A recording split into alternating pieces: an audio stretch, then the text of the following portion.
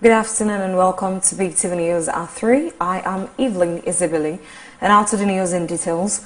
Governor Obasani has presented a 985.9 billion naira draft budget for 2026 to Kaduna State House of Assembly, describing it as a financial plan designed to strengthen rural development and advance inclusive growth. The report. The Speaker of Kaduna State House of Assembly arrived alongside lawmakers, members of the Executive Council, the Deputy Governor and invited guests for the 2026 budget presentation. Governor Obasani's entrance marked the start of the session. He presented the 2026 draft budget, allocating 699.7 billion naira, 71% to capital expenditure and 286.2 billion naira, 29% to recurrent spending. The governor also reviewed the performance of the 2025 budget during the session. Education priorities.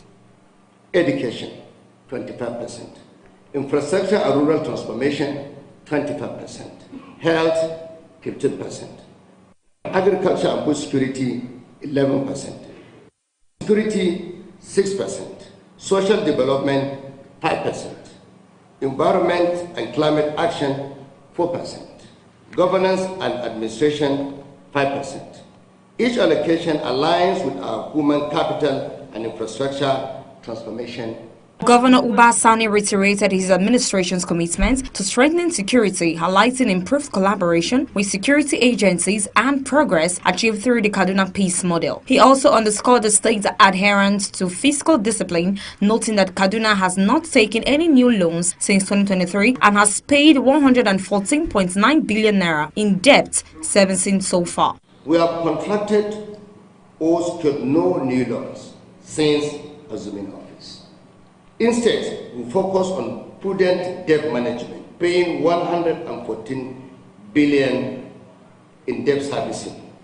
All these debts we are paying were the debt we inherited before we came to office, while maintaining essential public services. This approach reflects our commitment to fiscal responsibility and long-term. Speaker Yusuf Liman described the 2026 draft budget as ambitious and detailed, adding that it aligns with Kaduna State long-term development objectives. We wish to clearly state that this is the first time in our state history that a governor has granted all honorable members the opportunity directly. This singular gesture reflects your administration, genuine commitment to fostering an enabling environment for sustainable development across Kaduna State. Governor Obasani praised the Kaduna State House of Assembly for the speedy approval of the budget, saying the action reflects a shared commitment to building a secure, inclusive and competitive Kaduna. Evelyn Isibili reporting for Beetv News. Vice President Kashim Shettima reaffirmed the federal government's commitment to protecting press freedom, describing Nigerian journalists as the nation's strongest defense against authoritarianism. The report. The 2025 Conference and Annual General Meeting of the International Press Institute IPI Nigeria in Abuja brought together editors, reporters, policymakers, media executives, and global press freedom advocates. The theme of the year's gathering was addressing media repression and safeguarding democratic accountability in Nigeria. At the event, Vice President Kashim Shettima highlighted the crucial role of journalists in stabilizing the nation during periods of political tension and we want to build this country. For me, I would rather be a small fish in a big pond than a big fish in a small pond. This country is greater than all of us. We need to work collectively, coalesce into a single force to save our country. Yes, we are going through some grim and somber moments in the contemporary annals of Nigerian history. But where there is a will, there is a way. I am an eternal optimist, and I believe that no matter how long the night is, it must give way to the light of the dawn. The Minister of Information and National Orientation, Mohammed Idris, reaffirmed the Tinubu administration's commitment to strengthening independent journalism and ensuring a safe working environment for media professionals. Being committed to working with the IPI, the Nigerian Guild of Editors, Nigerian Union of Journalists, and all other organs within the media profession to review regulatory frameworks, ensuring that they protect both free speech and the public good in line with global best practices. The president of the International Press Institute, IPI, used the platform to urge immediate reforms aimed at better protecting journalists and strengthening media institutions across Nigeria. This is not the time for apathy and isolation. We must act as a unified community. When a journalist is arrested in Kano, colleagues in Akwa Ibom must care. When a newsroom is attacked in Niger, reporters in Lagos must speak out. When a reporter disappears editors in Abuja must raise the alarm. Solidarity is our greatest line of defense. The IPI Global Leadership praised the Nigerian chapter for its strong dedication to independent journalism and emphasized the need for greater collaboration among stakeholders to tackle the increasing challenges confronting the profession. Temitakwe Oluwafemi reporting for Beetv News. Inspector General of Police Kayode Egbetoku has assured women serving in the Nigerian police force of enhanced welfare measures to motivate their contributions to national security. He made the remarks during the All Police Women Day event commemorating the 70th anniversary of women in the force. The report. The launch of the 2026 Armed Forces Remembrance Day emblem at the State House was a solemn occasion, with President Tinubu honoring soldiers who have lost their lives defending Nigeria and those still serving nationwide. Highlighting operations from counter-terrorism in the northeast, anti-banditry in the northwest, until naval patrols in the Gulf of Guinea, the President praised the courage of Nigerian troops as central to the country's security achievements. I remain committed to equipping and motivating our military. Security is a central pillar of the Renew Hope agenda. President Tinubu announced a new Defense Ministry initiative to engage retired military personnel in efforts to reclaim ungoverned spaces across Nigeria, aiming to restore normalcy to vulnerable communities. In line with the Renew Hope agenda, Ministry of Defense is developing Reclaiming the Ungoverned Spaces for Economic Benefit program by utilizing the experience of retired military personnel. This initiative aims to strengthen security and revitalize local economics and prevent the emergence of violence in previously. To involve the public, the Defense Ministry introduced the Fanka Soldier QR code platform, enabling Nigerians home and abroad to send messages of appreciation directly to deployed troops. Commitment to safeguarding the lives and property of all Nigerians remains absolute. We are continuously refining our strategies, strengthening our capacity, and deepening collaboration with other security agencies to confront these challenges head-on. Donations to the Emblem Appeal Fund included 200 million naira from President Tinubu, 100 million naira from Senate President Godswill Akpabio, and 20 million naira from the Federal Capital Territory Minister Nyesom Wike. I'm pleading on behalf of the veterans, on behalf of the widows, on behalf of those still in the bush, they don't know whether they are coming back home or not, that they should please wear the emblem and donate for them. As preparations commence for the January 15 Armed Forces Remembrance Day, President Tinubu urged Nigerians to wear the emblem proudly, describing it as a symbol of courage and national gratitude to the country's military heroes. Evelyn Isibli reporting for Beetv News. President Bola Tinubu officially launched the 2026 Armed Forces Remembrance Day emblem at the State House in Abuja. The ceremony honored fallen soldiers, commended troops on the front line, and reaffirmed the government's commitment to military welfare and national security. The report.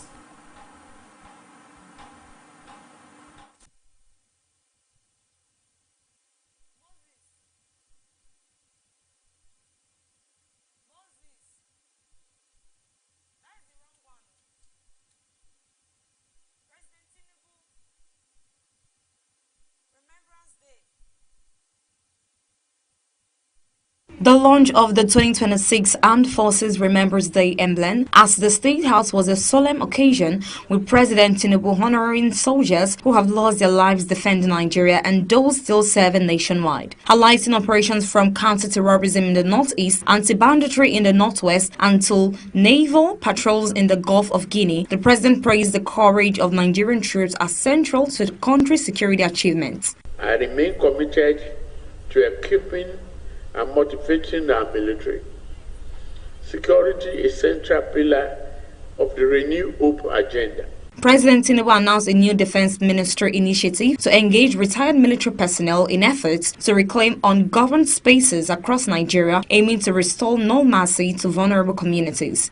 In line with the Renew Hope agenda, Ministry of Defense is developing Reclaiming the Ungoverned Spaces for Economic Benefit program by utilizing the experience of retired military personnel. This initiative aims to strengthen security. All Africans returnees from the diaspora have been encouraged to embrace Nigeria and make the country their home. This was highlighted at the grand opening of the IPADA Initiative Celebration 2025 at La Campagne Tropicana. Visitors to the facility commended the founders of La Campagne Tropicana and the IPADA initiative for putting together events that have brought Africa together over the past 40 years. Guests were treated to rich African food, drinks, and a live performance by Juju Maestro King Sonny Ade. People have been outside for long with their own idea outside there, and then by the time they got there, you know, they mixed with their different culture, different people, different idea, and then by the time they came back home, they have to come and impart it in every one of us here to bring more light and civilization to this environment. Where Pan-Africanism, the uniting of Africans, those who were kidnapped and are returning home is paramount. It's spiritual, and with that spiritual calling, I'm here representing many who came before me, so I stand on the shoulders of my ancestors. Africa in Trinidad, Africa in Tobago, Africa into the various islands, building the same sort of resort to promote African culture, but more importantly, Nigerian culture. We have lovers of Africa that are approximately over a billion, close to 1 billion people. We are bringing all these people together to come back to the continent and add value to the growth and development of the African continent.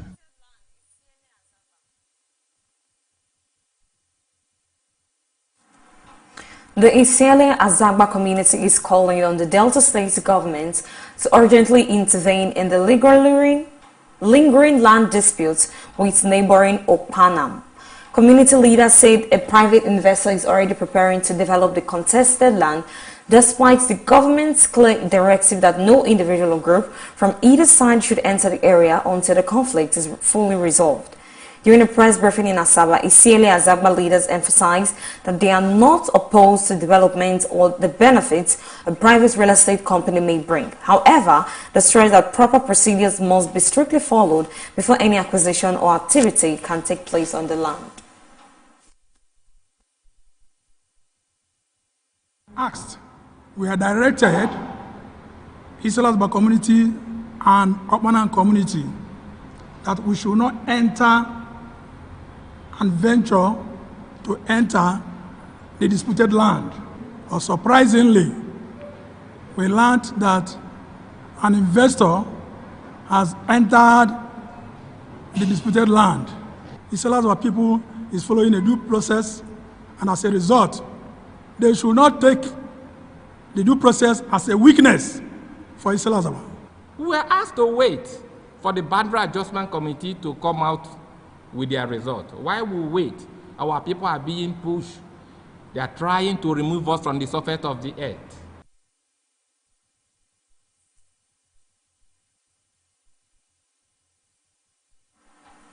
President Bola Tinubu has nominated General Christopher Musa as the new Minister of Defense in a letter to the Senate President Godswill Akpabio.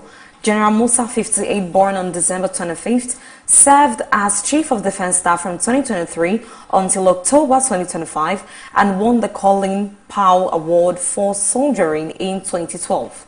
He succeeds Mohammed Badaru, who resigned on Monday due to health reasons. The President expressed confidence in General Musa's ability to lead the Ministry of Defense and strengthen Nigeria's security architecture. The nomination has been conveyed to the Senate, which is expected to begin the screening process.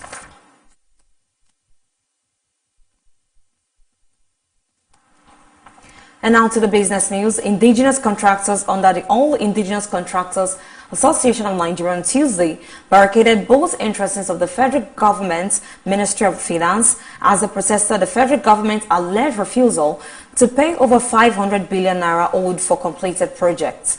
The contractors accused the government and the Minister of Defense, Wale Edun, of shifting positions and failing to release funds despite several assurances. The report. The association's national secretary, Babatunde Shehu Oyeniyi, said the group had held multiple follow-up meetings with no results, stating that although payment warrants had been cited, no cash had been released. He claimed officials were attempting to push payments to 2026, warning the contractors would not leave the ministry until they were paid. The protest left ministry staff stranded as demonstrators carried placards lamenting business collapse, lack of bank support, and rising contractor debts linked to debt pressures. The finance ministry has yet to issue an official response. Manufacturers lose millions to automation inefficiencies. A new Schneider Electric report has revealed that manufacturers worldwide are losing up to 7.5% of annual revenue due to inefficiency caused by closed hardware-driven automation systems. The study found that mid-sized manufacturers lose an average of $11.28 million yearly, large manufacturers about $45 million, while smaller firms lose $2.87 million, largely due to downtime, poor data flow, and interoperability challenges. Schneider Electric's Industrial Automation Executive Vice President, Barbara Fryer, said legacy systems limit innovation and flexibility, slowing digital transformation. Omdia analyst Anna Arens added that operational agility is now essential, noting that delaying automation upgrades cost businesses more than $1 million per quarter. The findings were based on surveys and C-suite interviews across multiple global sectors, including mining, energy, food, pharmaceuticals, and manufacturing. Nigeria emerges as French investment hub. French businesses are increasing their investments in Nigeria, focusing on key sectors such as finance, technology, agriculture, energy, and creative industries, according to the French Consul General in Lagos, Laurent Favia. Speaking during the 2025 French Week Business Forum, Favia said both countries are moving from dialogue to actionable partnerships, noting that Nigeria's major banks already operate in Paris, easing cross-border financing. He highlighted growing interest from French and Nigerian companies in agriculture and technology, adding that a ministerial delegation from France is expected in 2026 to strengthen bilateral ties. Lagos State Commissioner for Commerce, Folashade Ambrose, described Lagos as a major economic hub with a GDP of about $259 billion, offering vast opportunities for French investors. The France-Nigeria Business Council also confirmed ongoing collaborations in energy, infrastructure, finance, and urban sustainability. Zainab Mohammed reporting for Beetv News. To the entertainment news, activist Very Dark Man has opened up about a past private encounter he had with former Chief of Defense Staff, General Christopher Musa, following news of Musa's nomination as Minister of Defense by President Bola Tinubu. In a video shared online, he recalled being summoned by military authorities in 2025 after he publicly criticized Musa's comment on a deadly Yawata massacre in Benue State, which claimed many lives on June 14, 2025. Also, Didi slams Netflix docuseries as shameful hit piece, the report. Very Dark Man explained that after visiting Yelwata and sharing graphic evidence of the attack, he was taken to a military base in Asokoro, where he unexpectedly met Musa face to face. According to him, the general dismissed everyone from the room and said, "I need your help," asking for detailed information and intelligence about the conflicts. He described Musa as humble and solution-driven, noting that the ex-CDS was willing to seek credible information from anyone, regardless of status. His revelation has sparked conversations online, with many reacting to the unusual nature of the meeting and the activist's bold retelling of the incident. In another development, popular comedian Sabinus has cleared the air on speculation surrounding his marital status, stating plainly that he is not married. In a brief online statement, he explained that although he once had a relationship, it ended amicably and he remains on good terms with his child's mother. He urged fans to disregard misleading reports claiming otherwise. Despite earlier reports on a private 2023 UK wedding with Sienna Chapman, followed by news on marital issues in 2025, Sabinus insisted that his personal life is peaceful and drama-free. His clarification has generated a wave of reactions online as fans debate the timeline and details of his relationship. Sian Diddy Combs has strongly criticized the new Netflix docuseries Sian Combs: The Reckoning, calling it a shameful hit piece fueled by unauthorized stolen footage and shared by executive producer 50 Cent's alleged personal vendetta. The four-part series, which premiered on December 2nd, explores Diddy's rise, influence, and legal troubles leading up to his federal charges. Diddy's spokesperson claimed Netflix misused private videos, including conversations with his lawyers, and accused the platform of prioritizing sensationalism over truth. Netflix, however, insists the footage was obtained legally and says Combs' team did not respond to requests for comment. Executive producer 50 Cent emphasized the documentary's intimate access, revealing moments recorded just days before Diddy's 2024 arrest. The series follows Combs amid mounting legal and public pressure, including scenes where he expresses fear for his future before being indicted on charges of racketeering, sex trafficking, and transportation for prostitution. The documentary has sparked intense debate over ethics, consent, and control of personal narratives. And that's it on the entertainment news. Evelyn Isabel reporting for Beetv News.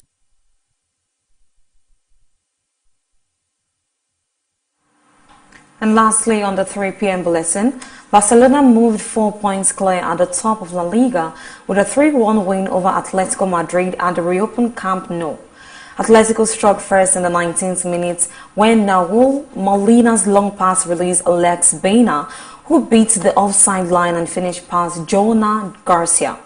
Barcelona equalized 7 minutes later as Pedri split the defense with a through ball that Rafinha controlled around Jan Oblak before rolling into an empty net. Before halftime, Robert Lewandowski missed a penalty awarded after Pablo Barrios fouled Dani Olmo, leaving the match level at the break.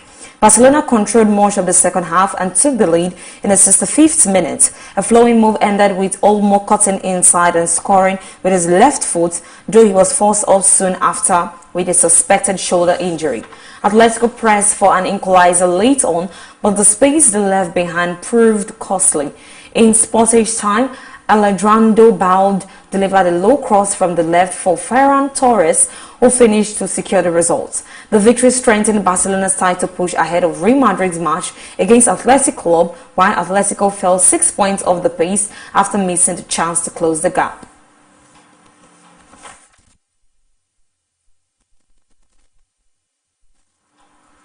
And that's it on the 3 p.m. news today. I am Evelyn Isibili. Thank you and have a good day.